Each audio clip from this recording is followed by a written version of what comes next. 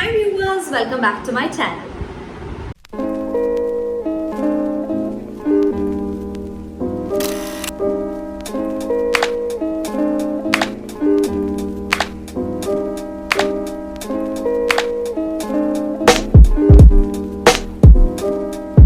അപ്പോൾ നമ്മൾ ഇന്ന് കുഞ്ഞുങ്ങളിലുള്ള പഠന വൈകല്യങ്ങളെ കുറിച്ചിട്ടാണ് സംസാരിക്കാൻ പോകുന്നത്. അതിൽ എന്താണ് ഡിസ്ലെക്സിയ, എങ്ങനെയാണ് ഡിസ്ലെക്സിയ വരുന്നത്, ഈ ഡിസ്ലെക്സിയയുടെ സിംറ്റംസ് എന്താണ്, and what are the cure and treatments for the dyslexia, അതൊക്കെയാണ് നമ്മൾ ഇന്ന് ഈ വീഡിയോയിലൂടെ സംസാരിക്കാൻ പോകുന്നത്. ഡിസ്ലെക്സിയനെ കുറിച്ച് കൂടുതൽ അറിയണമെന്നുണ്ടെന്നുണ്ടെങ്കിൽ അതിന് മുന്നായിട്ട് നമ്മൾ എന്താണ് ലേണിംഗ് ഡിസബിലിറ്റി അല്ലെങ്കിൽ കുട്ടികളിലെ പഠന വൈകല്യം എന്താണ് എന്നുള്ളത് നമ്മൾക്ക് ക്ലിയർ കട്ട് ഇമേജ് നമുക്ക് വേണം. സോ അതിനെക്കുറിച്ച് ഞാൻ മുന്നൊരു വീഡിയോ ചെയ്തിട്ടുണ്ടായിരുന്നു. അത് കാണാത്തവരാണെന്നുണ്ടെങ്കിൽ ലിങ്ക് ഞാൻ ഡിസ്ക്രിപ്ഷൻ ബോക്സിൽ കൊടുത്തേക്കാം. ജസ്റ്റ് ഒന്ന് ചെക്ക് ചെയ്തിട്ട് you can just come over and watch this video about dyslexia. ഈ ഡിസ്ലെക്സിയ എന്ന് പറയുന്നത് ഒരു അംബ്രല്ല ടേം ആണ് കേട്ടോ, which means that it covers all the aspects and all the problems in the learning disability sector എന്ന് നമുക്ക് പറയാൻ പറ്റും. ഈ ഒരൊറ്റ വേർഡ് കൊണ്ട് നമുക്ക് അവർ ഉദ്ദേശിക്കുന്നത് എല്ലാ ടൈപ്പ് ലേണിംഗ് ഡിസബിലിറ്റീസും ആണ്. നമ്മൾ ഒരു അക്കാഡമിക് ടേമിൽ നമ്മൾ യൂസ് ചെയ്യുകയാണെന്നുണ്ടെങ്കിൽ, പക്ഷേ coming to the word dyslexic എന്ന് നമ്മൾ പറയുമ്പോൾ ആ കുഞ്ഞിന് റീഡിങ് പ്രോബ്ലംസ് ആണ് മെയിനായിട്ട് ഹൈലൈറ്റ് ചെയ്ത് നിൽക്കുന്നത്. ഇപ്പോൾ നമ്മളിപ്പോൾ ഡിസ്ലെക്സിയ ഞാൻ നേരത്തെ പറഞ്ഞ മാതിരി ഇപ്പോൾ ലേണിംഗ് ഡിസബിലിറ്റി ഉള്ള ഒരു 100 കുഞ്ഞുങ്ങളെ എടുത്ത് നോക്കുകയാണെന്നുണ്ടെങ്കിൽ അതിൽ 95% കുഞ്ഞുങ്ങൾക്കും ഈ ഒരു ഡിസ്ലെക്സിക് ആയിരിക്കും. അഫ്കോഴ്സ് ഡിസ്ലെക്സിക് തന്നെയായിരിക്കും. ഇതാണ് ഏറ്റവും മെയിനായിട്ട് എല്ലാ കുഞ്ഞുങ്ങളിലും ഈ പഠന വൈകല്യമുള്ള കുഞ്ഞുങ്ങളിൽ കണ്ടുവരുന്ന ഒരു മെയിൻ പ്രോബ്ലം എന്ന് പറയുന്നതും ഡിസ്ലെക്സിയ തന്നെയാണ് കേട്ടോ. ഇനി നമുക്ക് എന്താണ് ഈ ഡിസ്ലെക്സിയ എന്ന് കുറച്ചും കൂടി ഡീപ്പായിട്ട് നോക്കാം.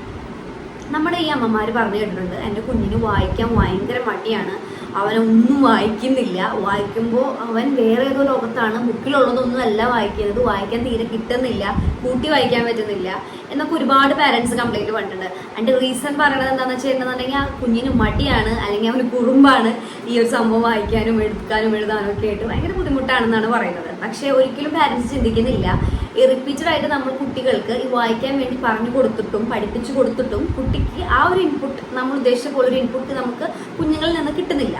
അല്ലെങ്കിൽ ഒരുപാട് നേരത്തെ ഒരു ടീച്ചിങ്ങിന് ശേഷം കുഞ്ഞിന് അത് വീണ്ടും ആ ഒരു സെൻറ്റൻസോ അല്ലെങ്കിൽ ആ ഒരു ലൈനോ അല്ലെങ്കിൽ ഫോർ എക്സാമ്പിൾ ഒരു വേർഡോ ആ കുഞ്ഞുങ്ങൾക്ക് അത് വായിക്കാനോ അത് വായിച്ചെടുത്ത് പറയാനുള്ളൊരു ശേഷി അല്ലെങ്കിൽ ഒരു കഴിവ് ആ കുഞ്ഞുങ്ങൾക്ക് വരുന്നില്ല എന്നുണ്ടെങ്കിൽ നമ്മൾ കുറച്ചുകൂടി സീരിയസ് ആയിട്ട് ഒരു കാര്യത്തിൽ എടുക്കേണ്ടതാണ്.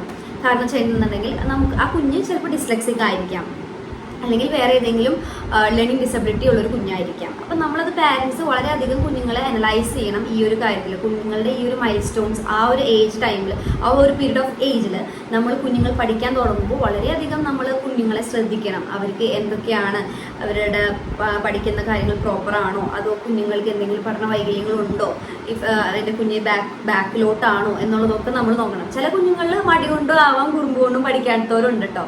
എന്ന് വിചാരിച്ച് നമ്മളിപ്പോൾ പെട്ടെന്ന് ഒരു കുഞ്ഞിന് വായിക്കാൻ കിട്ടുന്നില്ല എന്ന് വിചാരിച്ചിട്ട് പെട്ടെന്ന് കയറി നമ്മൾ ജഡ്ജ് ചെയ്യരുത് കുട്ടി ഡിസ്ലെക്സിക് ആണെന്ന്. പക്ഷെ ഒരുപാട് നാളത്തെ കുറച്ച് നാളത്തെ ഒരു നിരീക്ഷണത്തിന് ശേഷം അല്ലെങ്കിൽ കുറച്ച് നാൾ നമ്മൾ കുട്ടീനെ ഒന്ന് ഒബ്സർവ് ചെയ്തതിന് ശേഷം മാത്രമാണ് നമുക്ക് ആ ഒരു കൺക്ലൂഷനിൽ എത്താൻ പാടുള്ളൂ, like whether our kid is dyslexic or not എന്നുള്ളത്. അപ്പോൾ ഇങ്ങനത്തെ കുഞ്ഞുങ്ങളിൽ കണ്ടുവരുന്ന മെയിൻ ആയിട്ടുള്ള ഒരു പ്രോബ്ലം എന്ന് പറയുന്നത് ഒരു പെർട്ടിക്കുലർ വേർഡ് കൊടുത്തു കഴിഞ്ഞിട്ടുണ്ടെന്നുണ്ടെങ്കിൽ അത് ബ്രേക്ക് ചെയ്ത് അത് വായിക്കാൻ അവരെ കൊണ്ട് പറ്റത്തില്ല.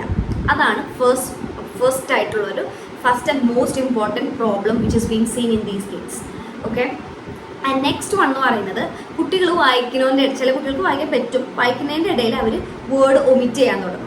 Like they will omit A word or they will be substituting A word. എന്നുവെച്ചാൽ വായിച്ചുകൊണ്ടിരിക്കുന്ന സമയത്ത് ഏതെങ്കിലും ഒരു വരിയിൽ ചിലപ്പോൾ 2-3 വേർഡൊക്കെ അവർ വിഴുങ്ങും, അല്ലെങ്കിൽ ആ 2-3 വേർഡിന് പകരം അവർ ചിലപ്പോൾ വേറെ അവർക്ക് ഇഷ്ടമുള്ളതായിരിക്കും വായിക്കുക. ഫോർ എക്സാമ്പിൾ പറയുകയാണെന്നുണ്ടെങ്കിൽ, രാജു വില്ലേജിലോട്ട് പച്ചക്കറികൾ വാങ്ങാൻ വേണ്ടി പോയി എന്ന് നമ്മളൊരു സെൻറ്റൻസ് കുഞ്ഞുങ്ങളെ കൊണ്ട് വായിപ്പിക്കുകയാണെന്നുണ്ടെങ്കിൽ രാജു വില്ലേജിലോട്ട് പോയി എന്ന് മാത്രം ചിലപ്പോൾ കുഞ്ഞുങ്ങൾ വായിക്കുള്ളൂ. ആ പച്ചക്കറി വാങ്ങാൻ പോയി എന്നുള്ളതൊക്കെ അവർ ഒമിറ്റ് ചെയ്യും. അല്ലെങ്കിൽ രാജു കടയിലോട്ട് പോയി, കംപ്ലീറ്റ്ലി ആ സെൻറ്റൻസ് അവർ മാറ്റിയായിരിക്കും വായിക്കുക. അപ്പോൾ അതൊക്കെയാണ് കോമൺ ആയിട്ട് കണ്ടുവരുന്ന പ്രോബ്ലംസ് കുഞ്ഞുങ്ങളിൽ കേട്ടോ. ഇങ്ങനത്തെ കുഞ്ഞുങ്ങൾ കുഞ്ഞുങ്ങൾ മെയിനായിട്ട് അവർ വായിച്ചുകൊണ്ടിരിക്കുന്ന സമയത്ത് അവർ പറയുന്ന കംപ്ലയിൻറ്റ്സ് എന്ന് പറയുന്നത് എനിക്ക് കണ്ണ് വേദന എടുക്കുന്നു, കണ്ണ് ചൊറിയണു, എനിക്ക് വായിക്കാൻ പറ്റുന്നില്ല, എനിക്ക് കാണാൻ പറ്റുന്നില്ല എന്നൊക്കെ പല കുട്ടികളും ഇങ്ങനെ വായിക്കുന്ന സമയത്ത് കംപ്ലയിൻറ്റ്സ് പറയും കേട്ടോ. ഇങ്ങനത്തെ ഡിസ്ലെക്സിക് ആയിട്ടുള്ള കുഞ്ഞുങ്ങൾ അവരൊന്നില്ലെങ്കിൽ വായിക്കുന്നത് വളരെ സ്പീഡിലായിരിക്കാം, അല്ലെങ്കിൽ വളരെ പതുക്കെ ആയിരിക്കും വായിക്കുക. അവർ നമ്മളുടെ ഈ ഒരു ബുക്കിൽ കൊടുത്തേക്കുന്ന പങ്ക്ച്വേഷൻസ്, കുത്തും കോമയും സാധനങ്ങളും ഒന്നും അവർ എന്താ പറയുക, അവർക്കത് അറിയത്തില്ല. അപ്പോൾ ഈ പങ്ക്ച്വേഷൻസ് എന്തിനാണ് അവിടെ കൊടുത്തേക്കുന്നത് എന്നുള്ളത് ഒന്നില്ലെങ്കിൽ ഒരു ഒറ്റയടിക്ക് വായിച്ച് അങ്ങോട്ട് പോകും, അല്ലെങ്കിൽ വളരെ പതുക്കെ വായിച്ച് പോകത്തുള്ളൂ. ആൻഡ് ചില കുട്ടികൾക്ക് അത് വായിക്കാൻ തന്നെ കിട്ടാറില്ല. അങ്ങനെ കുറേ പ്രോബ്ലംസും കുട്ടികളിൽ കണ്ടുവരുന്നുണ്ട്. പിന്നെയുള്ളൊരു കാര്യം എന്ന് പറയുന്നത് കുഞ്ഞുങ്ങൾ റിപ്പീറ്റഡ് ആയിട്ട് വായിച്ചുകൊണ്ടിരിക്കും. റെപ്പിറ്റേഷൻസ് വളരെ കൂടുതലായിരിക്കും. വായിച്ച ലൈൻ തന്നെ ഒരു 10 വട്ടം കുഞ്ഞുങ്ങൾ ചിലപ്പോൾ വായിച്ചു തരും കേട്ടോ. അപ്പോൾ ഇതൊക്കെയാണ് നമ്മളുടെ കുഞ്ഞുങ്ങൾ ഡിസ്ലെക്സിക് ആണോ അല്ലയോ എന്ന് നമുക്ക് അറിയാൻ പറ്റുന്ന കുറച്ച് സിംറ്റംസ് എന്ന് പറയുന്നത്. എന്ന് വിചാരിച്ച് നമ്മൾ കുഞ്ഞുങ്ങൾ വായിക്കുന്നില്ല, പെട്ടെന്ന് വായിച്ചു തന്നെ വായിച്ചു എന്നൊക്കെ വിചാരിച്ചിട്ട് പെട്ടെന്ന് നമ്മൾ കയറി ജഡ്ജ് ചെയ്യരുത് എൻ്റെ കുഞ്ഞ് ഡിസ്ലെക്സിക് ആണെന്നൊന്നും കേട്ടോ. ഞാൻ ഈ പറഞ്ഞ റീസൺസിൽ ഇപ്പോൾ ഒരു 10 റീസൺസ് പറഞ്ഞിട്ടുണ്ട്, അല്ലെങ്കിൽ ഒരു 7 റീസൺസ് ഞാൻ പറഞ്ഞിട്ടുണ്ടെന്നുണ്ടെങ്കിൽ അതിലൊരു 5 റീസൺസ് എങ്കിലും, ഒരു 5 കാര്യങ്ങളെങ്കിലും നിങ്ങളുടെ കുഞ്ഞുങ്ങളിൽ നിങ്ങൾ കാണുകയാണ് എന്നുണ്ടെങ്കിൽ, അങ്ങനെയാണെങ്കിൽ മാത്രമാണ് നമ്മൾ അവസാനം ഒരു കൺക്ലൂഷനിൽ എത്താൻ പാടുള്ളൂ. ഇനിയിപ്പോൾ നിങ്ങൾക്ക് അങ്ങനത്തെ ഒരു കൺക്ലൂഷനിൽ എത്താൻ പറ്റുന്നില്ല, നിങ്ങൾക്ക് പെട്ടെന്ന് കുട്ടികളെ ഒബ്സർവ് ചെയ്തിട്ട് നിങ്ങൾക്കത് മനസ്സിലാവുന്നില്ല, ബട്ട് നിങ്ങൾക്ക് സ്റ്റിൽ ഒരു ഡൗട്ട് ഉണ്ട് കുഞ്ഞ് ഡിസ്ലെക്സിക് ആണോ എന്നുണ്ടെന്നുണ്ടെങ്കിൽ ഞാൻ പറഞ്ഞ മാതിരി തന്നെ ഒരു സൈക്കോളജിസ്റ്റിനെ നിങ്ങൾ കൺസൾട്ട് ചെയ്യുകയാണെന്നുണ്ടെങ്കിൽ കുട്ടീനെ 2-3 ദിവസം ഒബ്സർവ് ചെയ്തതിന് ശേഷം അവർ നമുക്ക് പറഞ്ഞു തരുന്നതായിരിക്കും കുഞ്ഞ് ഡിസ്ലെക്സിക് ആണോ അല്ലേ എന്നുള്ളത് കേട്ടോ. ഇതൊരു പേടിക്കാനുള്ളൊരു സംഭവമല്ല. നമ്മളിപ്പോൾ ഞാൻ മുന്നത്തെ വീഡിയോയിൽ പറഞ്ഞിട്ടുണ്ട്, ഈ ഒരു ലേണിംഗ് ഡിസബിലിറ്റി അല്ലെങ്കിൽ കുട്ടികളിലെ പഠന വൈകല്യം from the age of 4 to 14 നമ്മൾ കണ്ടുപിടിക്കുകയാണ് എന്നുണ്ടെങ്കിൽ നമുക്ക് ഈ കുഞ്ഞുങ്ങളുടെ ഈ പ്രോബ്ലംസ് ഒക്കെ വളരെ സിമ്പിളായിട്ട് നമുക്ക് ക്യൂർ ചെയ്യാൻ പറ്റുന്നതാണ് കേട്ടോ.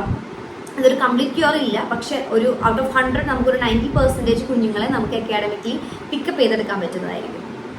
ഇതിന് വേണ്ടിയിട്ടുള്ള റെമഡിയേഷൻസ് ഉണ്ട്. ഇതിന് വേണ്ടിയിട്ട് നമ്മൾക്ക് റെമഡിയേഷൻസ് എന്ന് ഉദ്ദേശിക്കുന്നത് കുറേ സൈക്കോ തെറാപ്പീസും ഉണ്ട്. അതുപോലെ തന്നെ നമ്മൾ ഈ കുഞ്ഞുങ്ങളെ പഠിപ്പിക്കുന്ന രീതിയിലുള്ള കുറച്ച് മാറ്റങ്ങളൊക്കെ വരുത്തി കഴിഞ്ഞിട്ടുണ്ടെന്നുണ്ടെങ്കിൽ നമുക്ക് കുഞ്ഞുങ്ങളെ നല്ല രീതിയിൽ വായിച്ചെടുക്കാനും പഠിപ്പിക്കാനും ഒക്കെ പറ്റുന്നതായിരിക്കും കേട്ടോ. അപ്പോൾ ഈ ഒരു വീഡിയോ നിങ്ങൾക്ക് ഇഷ്ടപ്പെടുകയാണെന്നുണ്ടെങ്കിൽ please do like, share and subscribe my channel. And കൂടുതൽ ലേണിംഗ് ഡിസബിലിറ്റി റിലേറ്റഡ് ആയിട്ടുള്ളതും പിന്നെ കുട്ടികൾക്കുള്ള ഈ ഒരു ലേണിംഗ് ഡിസബിലിറ്റി ഉള്ള കുഞ്ഞുങ്ങൾക്ക് വേണ്ടിയുള്ള remediations and tricks and everything tips എല്ലാത്തിനെയും കുറിച്ചിട്ട് ഞാൻ ഇനി വരുന്ന വീഡിയോസിൽ പോസ്റ്റ് ചെയ്തതായിരിക്കും കേട്ടോ. Thank you and thank you for watching my video once again.